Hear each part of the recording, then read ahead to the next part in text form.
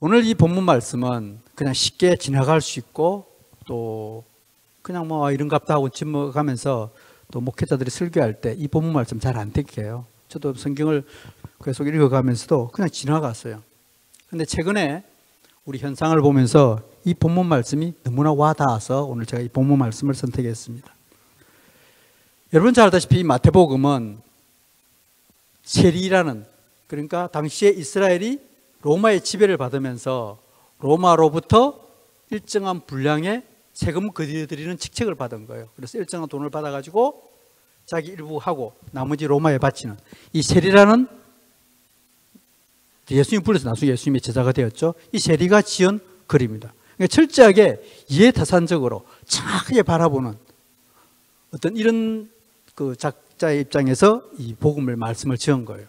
물론 이제 제일 처음에 신경 지어진 것은 마가복음이 먼저 지어졌고 그다음에 마태복음이 지어졌지만은 당시의 사회 현상이라든지 돌아가는 사회 현상을 정확하게 이 마태복음을 보면 나와 있습니다.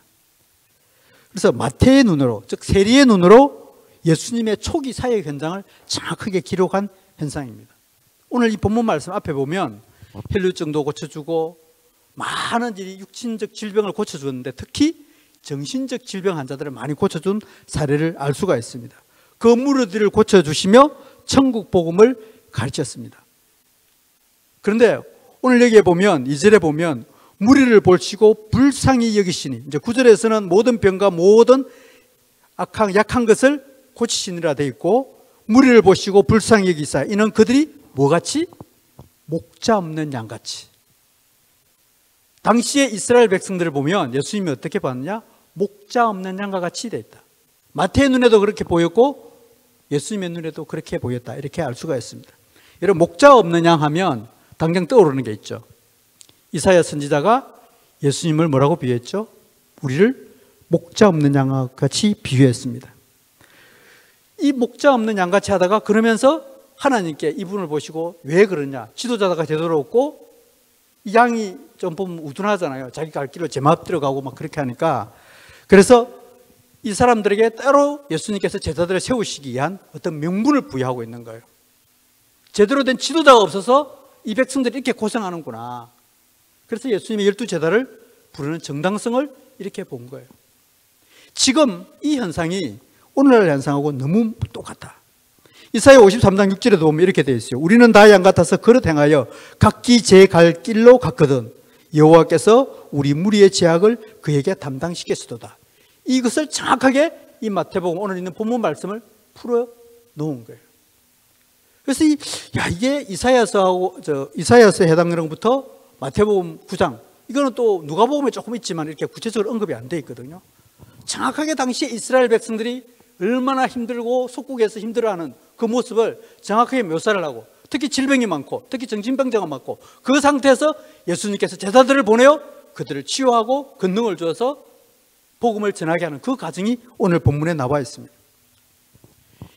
왜 하나님의 백성들을 예수님이나 또 이 마태 이 복음자는, 기록자는 왜 양 같은 사람이라고 표현했을까? 우리는 다 양 같았어. 오늘날 많은 지식인들이 다 잘났다고 하고 있습니다. 정말 다 잘났다고 하고 있어요. 그런데 어떤 분이 이렇게 표현을 하더라고요. 요새 지식인들요, 바다에서 수영 한번 하고 나서 내가 태평양을 건넜다 하는 그 소리가 똑같아요. 전부 다 자기가 잘났다고 해요. 다원주의, 인본주의 이런 게 들어있어가지고 조금 많은 거 가지고 큰 소리 쳐요. 우리 교회 안에서도 마찬가지고 밖에서도 마찬가지고. 최근 우리 사회 현상과 너무 유사합니다. 여러분 혹시 요새 그런 말 들어봤는지 모르겠습니다. 여러분 코로나 블루라고 들어봤어요? 코로나 블루. 네. 좀 관심 있는 사람은 사회 현상에 대해서 이 현상을 뭐라고 그러느냐? 코로나 블루라고 그래요.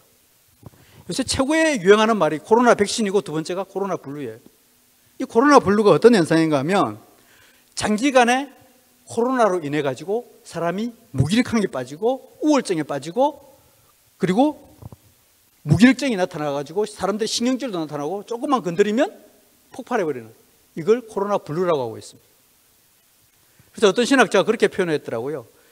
성경 말씀에, 오늘 본문 말씀에 모든 사람들은 양 같아서가 아니라 우리 사람들이 요새는 전부 다 뭐 같다고? 고슴도치 같다 그래요. 갖다가 부딪히면 터져버리는 거예요. 특히 절제하지 못하는 청소년들이 더 심각해요. 학폭이 3배 증가하고 우울증이 증가하고 자살이 지금 증가하고 소상공업자가 항상 자살하는 그걸 가지고 다닐 정도로 심각해요.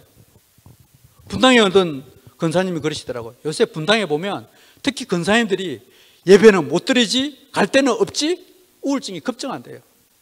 여행은 가고 싶고 돈은 있는데 가지는 못하고 우울증이 급증해서 진짜 죽겠다고 그러더라고요.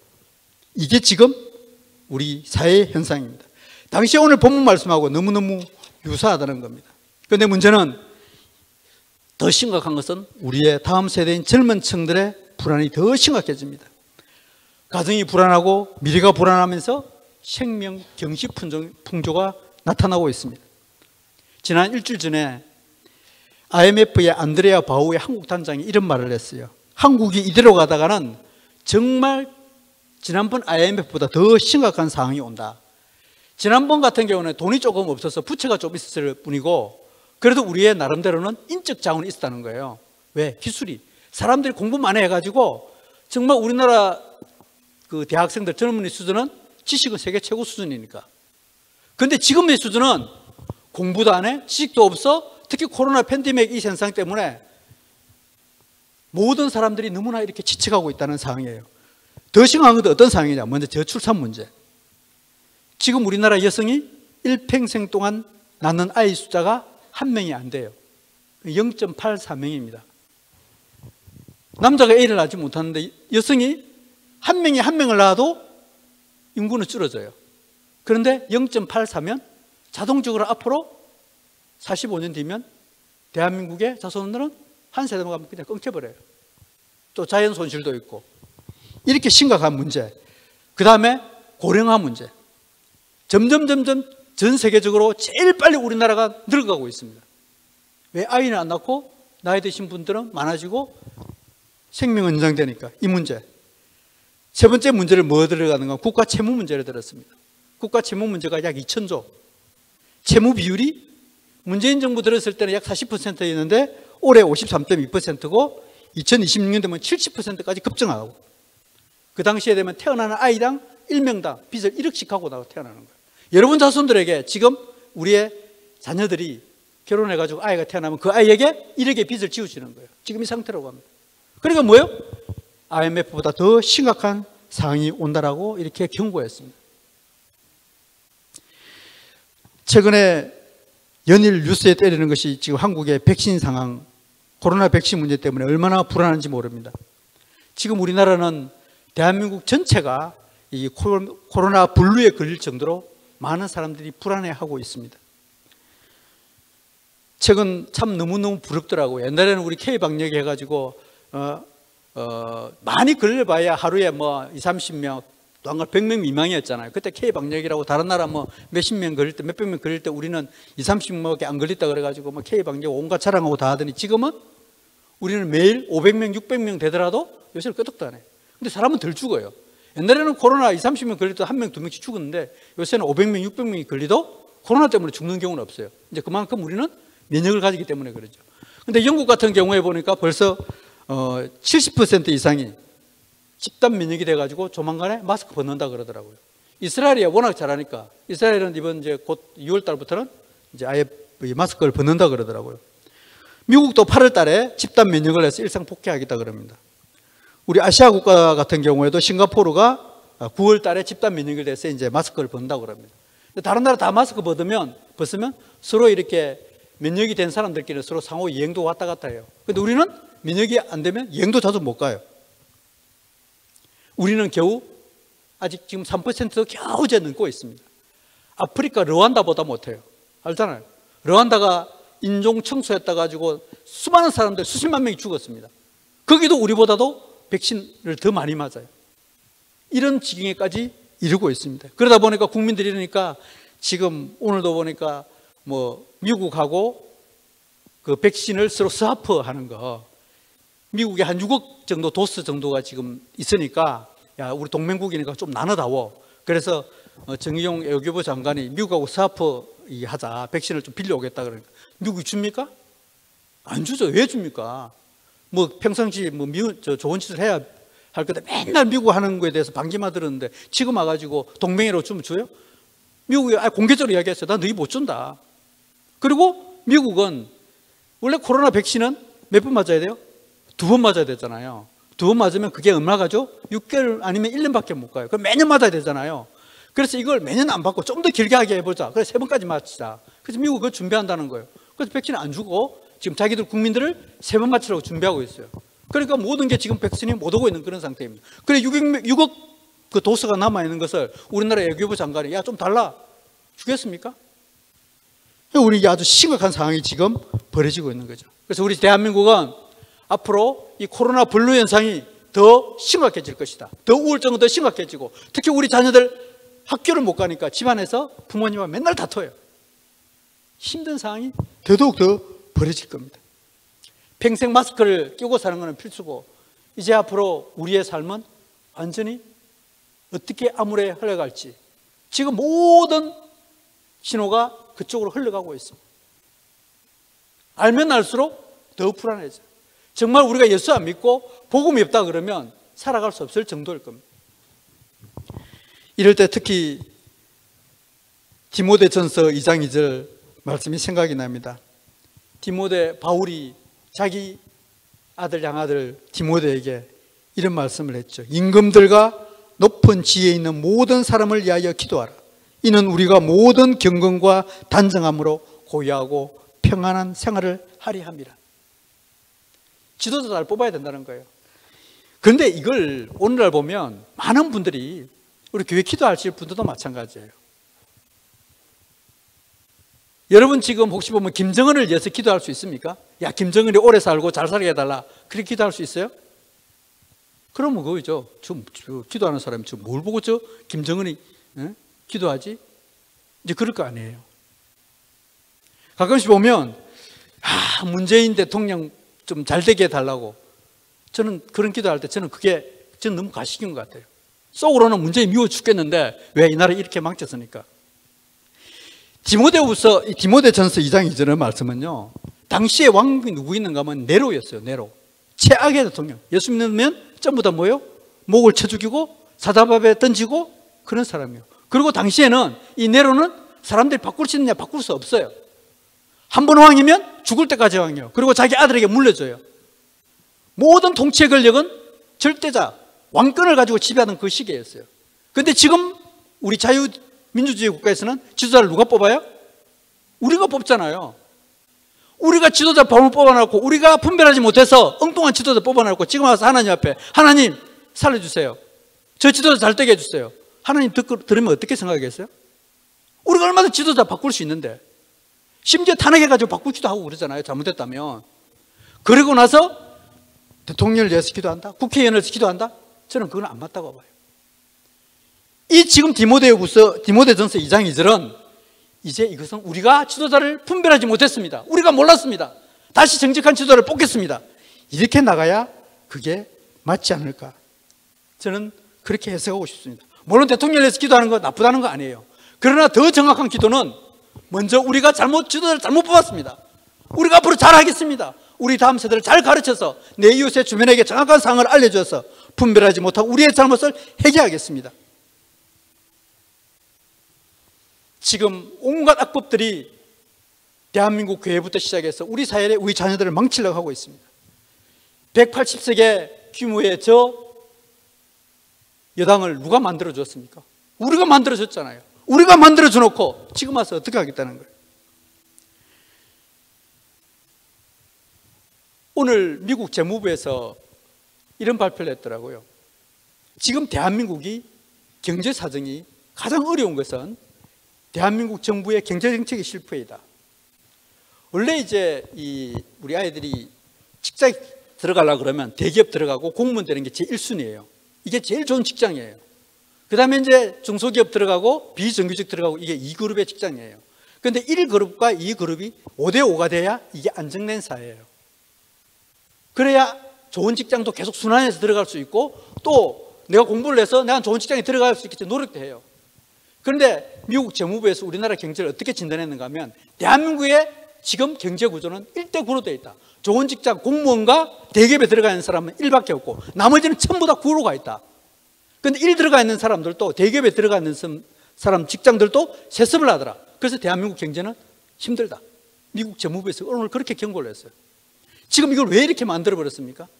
노조를 만들고 정부에서 이렇게 만들어버린 이 상태입니다.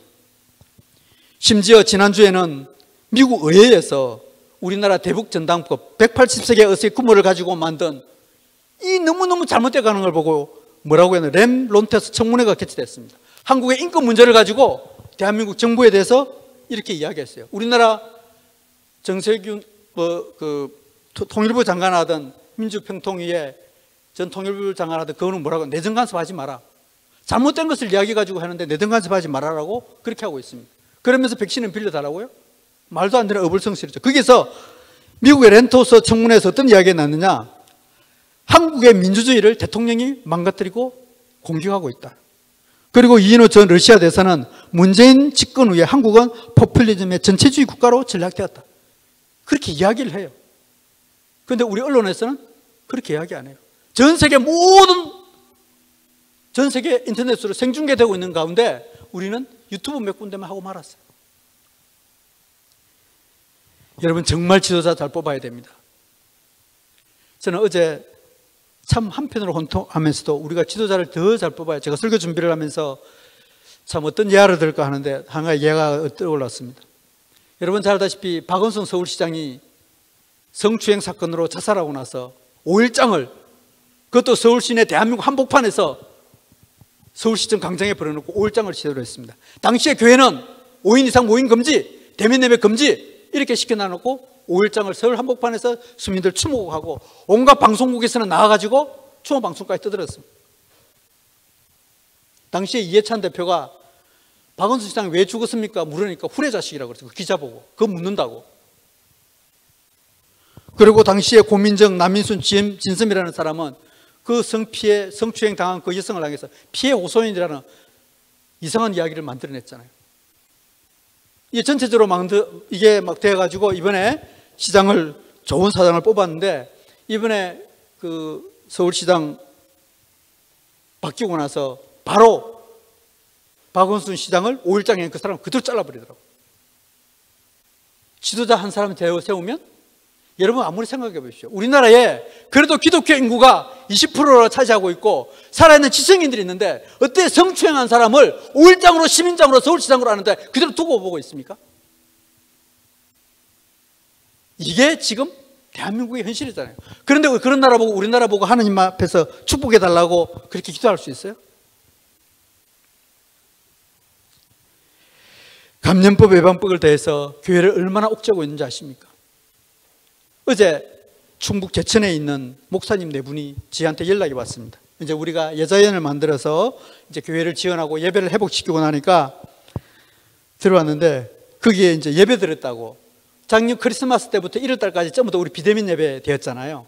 그럴 때 시골에서 이제 목사님들이 예배를 드렸어요. 한 중앙교회는 한 110명이 모여서 예배 드리고, 또 시골 교회는 한 20, 30명 되는 교회니까 8명, 10명 모여서 예배 드렸어요. 그 근사님들, 나이 드신 분들, 그래도 예배는 드리고 싶잖아요. 그건 뭐 드릴 수 있으니까 마스크 끼고 예배 드렸습니다. 그런데 이번에 벌금이 나왔습니다. 110명 모인 교회는 400만 원, 그 다음에 8명 드린 교회는 100만 원, 12명 모인 교회도 100만 원. 그런데요, 그게 벌금 내용, 그 내용이 이렇게 되어 있습니다. 그게 이렇게 되어 있어요. 목사는 피고인으로 되어 있고요, 예배 드리는 사항은 범행이다. 지금 우리 이걸 보았다고 뭐라고? 이건 범행이다. 그리고 예배 시간은 범행 시간이다라고 이렇게 표현해서 벌금을 부과했더라고요. 오늘도 국회에서 어떤 분을 만났습니다. 이제 예배 문제 때문에 법적으로도 해결하지만 정치적으로도 이걸 해결해야 되겠다. 어제 한 통계 뉴스 보니까 일반인들의 42.8%, 약 43%, 절반 조금 모자라는 사람들이 제일 이번에 코로나 때문에 피해보는 집단이 어디냐? 교회래요. 알고 있습니다. 그런데 우리 교회에 있는 사람들은, 교회에 있는 지도자들은 모르고 있는 거예요. 그 지도자들이 모르니까 우리 사랑하는 성도님들이 그래도 교회 와서 예배드리고 하나님 앞에 기도하고 예배를 통해서 위안을 받고 거기에서 내 자녀들을 가르칠 힘을 얻는데 이게 못하고 있다는 사실입니다. 요새는 좀 예배가 조금 튀니까 또 사람들은, 교회가, 지도자들은 또 이게 대해서 몰라요. 또 정부에 또 아부하려고 하는 그런 모양을 보이고 있더라고요. 정말 이런 안타까운 사실, 알면 알수록 우리가 지도자를 잘못 뽑았을 때 우리의 사회와 우리의 미래는 불안해지고 점점 더 험악해져 간다는 그 사실이에요. 제가 한 인터넷에서 최근 코로나를 두고 이 지도자를 잘못 뽑은 이후부터 시작해서 한 글이 있어서 제가 여러분에게 소개할까 합니다. 우리가 얼마나 그동안 거짓의 막말을 많이 했으면 주둥이를 마스크로 틀어막고 살라고 하십니까? 우리가 얼마나 그동안 서로 다투고 싸우고 시기하고 미워했으면 거리를 두고 살라고 하십니까? 우리가 얼마나 그동안 손으로 나쁜 짓을 많이 했으면 어디를 가나 손을 씻고 소독하라고 하십니까? 우리가 얼마나 그동안 열을 올리고 살았으면 가는 곳마다 온도를 체크하며 살아야 합니까? 우리가 얼마나 그동안 비밀스럽게 살았으면 가는 곳마다 연락처를 적으라고 하십니까? 우리가 얼마나 분별 없이 살았으면 최하급 백신도 못 구해 불안하게 하십니까? 이제 돌겠습니다. 미치겠습니다. 이제 그만 긍휼을 베풀어 주시길 기도합니다. 이렇게 올라왔더라고요. 우리 현상을 꼬집는 현상이죠. 저는 이 코로나 팬데믹 현상을 보면서 왜 전 세계가 이 코로나를 통해서 하나님께서 특히 예수 믿는 사람들 이렇게 힘들게 하고 하나님의 자녀들 이렇게 힘들게 할까? 머리털 하나라도 세심받았다고 세밀히 하시는 그 주님께서 전 세계의 사람들이, 모든 사람들을 모치지 못하게 하고 이런 현상까지 하겠을까? 왜 힘든 시간을 보내게 했을까? 계속 묵상하게 됩니다. 끝없이 다가오는 미래, 특히 우리 자녀들 보면서 제일 먼저 저는 이거 하나님의 입장에서 한번 바라보고자 합니다. 제일 먼저 양과 염소를 구별시킨다. 참 교인과 거짓된 교회를 구별하게 한다. 오늘날 다원주의 때문에 틀리다는 말을 못해요. 단지 다름일 뿐이다. 그래서 무조건 인정해 줘야 된다고 그래요. 오늘날 좌파도 우파도 다 수용해야 된다고 합니다. 그런데 정확하게 이야기하면 좌파는 절대 수용할 수가 없어요. 왜? 하나님을 부정하는데 같이 갈 수가 없어요. 그런데 사람들은, 근데 진보의 개념은 또 틀려요. 좌파의 개념은 이건 하나님의 무시하고 하나님을 대적하는 사상이기 때문에 절대 갈 수 없어요. 그런데 하나님께서 좌우를 구별하지 말고 치우치지 말라 그랬다고 해가지고 좌파도 같이 수용해야 된다고 이야기하고 있습니다. 이 분별하지 못하는 거죠. 그리고 인본주의, 그리고 일부 지도자들의 무능함, 그걸 바라보고 깨우치게 한다는 거죠. 이제 그 소중함을 너무너무 우리 잘 알게 합니다. 저희 둘째 이야기를 잠깐 하겠습니다. 지금 이 둘째도, 저희 둘째가 제일 뭐라고 좀 튀어요.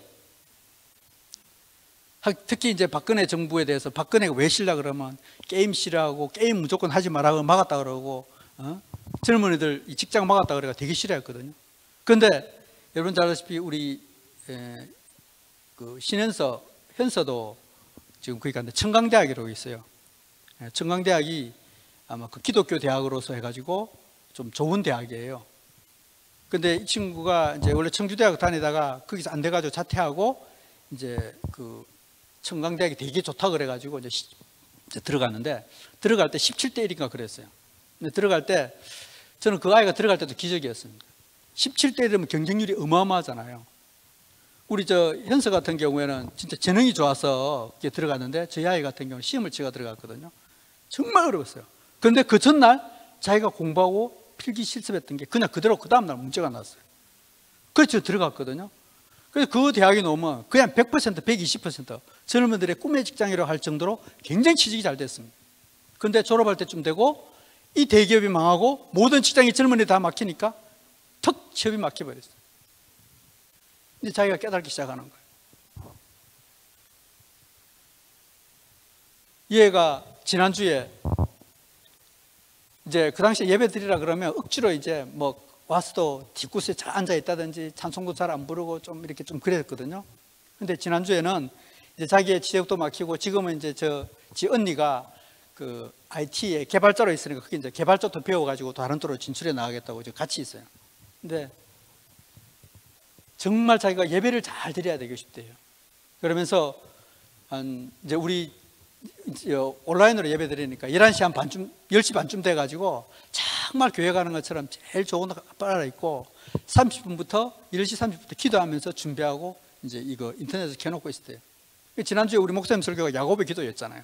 그 야곱이 자기하고 똑같다면서 눈물을 흘리면서 은혜를 많이 받았는가 봐요. 그래서 전화가 온 거예요. 직업한테.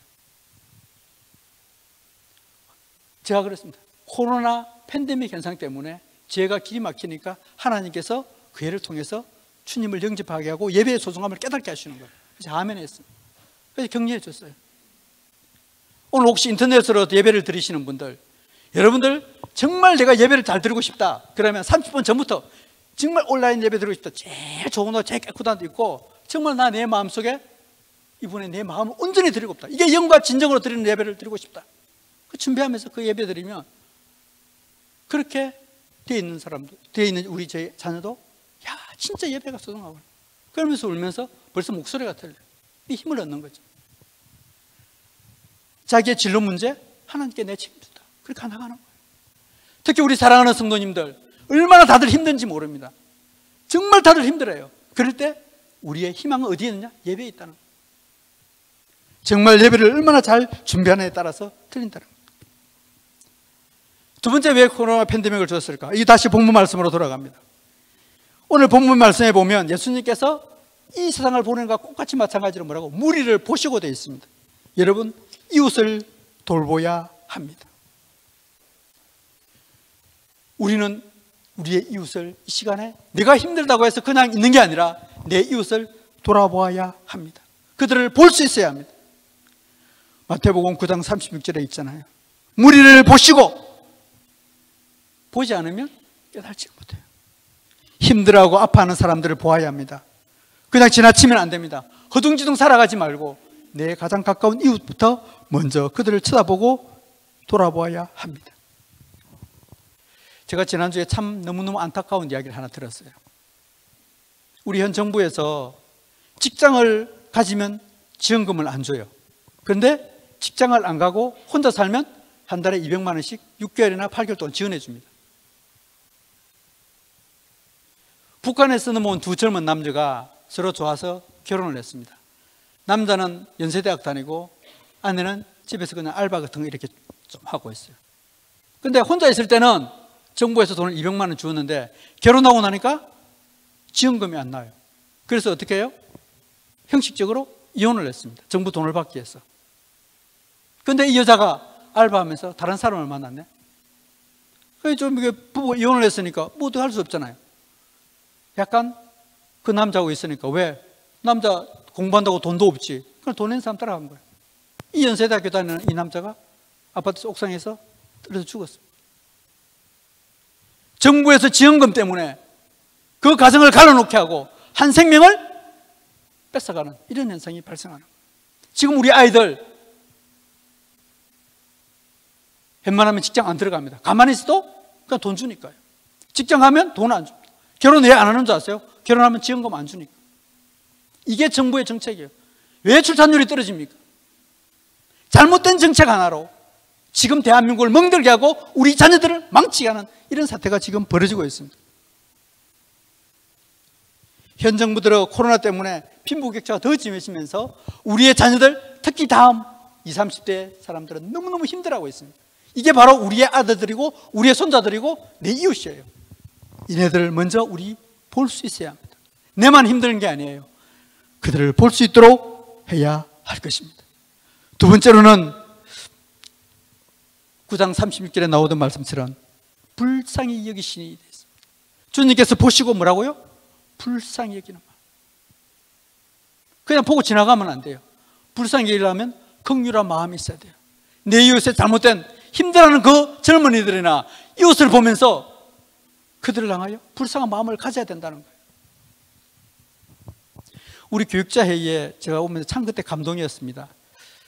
어느 구역인지 잘 모르겠는데요. 우리 힘든 한 가정이 있는데 어떤 그 구역장이나 교구장이 일정한 금액을 걷어가지고 너무 힘드니까 일정한 이걸 도와준다는 그 이야기가 올라왔어요. 근데 그 과정이 참 힘들어요. 그 몸에 이제 좀 피부병도 좀 있고 너무너무 가슴이 뭉클하더라고요. 그 힘든데 조금씩 내가지고 내 이웃을 돌아보는 거예요. 그게 마음이 있어야 되거든요. 불쌍히 여기는 마음이 있어야 되거든요. 우리는 그들을 향하여 정말 불쌍히 여기는 마음이 있어야 됩니다. 우리의 기도 소리를 들어주는 거, 그냥 기도하는 것보다는 불쌍히 여겨달라고 할 때 하나님께서 우리의 기도를 들어준다는 사실. 성경에 보면 바디메오 시각장애인이 나옵니다. 이 바디메오가 예수님 앞에 기도할 때 다윗의 자손 예수여, 나를 뭐라고요? 불쌍히 여겨주십시오. 불쌍히 여겨주십시오. 나병 환자 10명이 예수님 앞에 고침을 받기 위해서 이렇게 했습니다. 예수 선생님, 우리를 뭐라고요? 불쌍히 여겨주십시오. 바리새인과 세리가 기도하는 모습도 나옵니다. 바리새인들은 내가 어떻고 저떻고 해가지고 유창하게 기도했습니다. 그런데 세리는 뭐래요? 나를 불쌍히 여겨주십시오. 내 이웃을 불쌍히 여겨주십시오. 나를 불쌍히 여겨주시옵소서. 상처받은 이웃을 불쌍히 여겨주십시오. 내 자녀를, 내 남편을, 내 아내를 불쌍히 여겨주십시오. 그런 마음이 있어야 불쌍히 여김을 가질 수 있다는 사실입니다. 마지막으로 예수님께서 이 불쌍히 여긴 이 사람들을 위하여 치료하는 현장에 직접 뛰어듭니다. 그게 뭐예요? 바로 제자들을 부르는 장면이 나옵니다. 그래서 예수님 12제자를 부르시잖아요.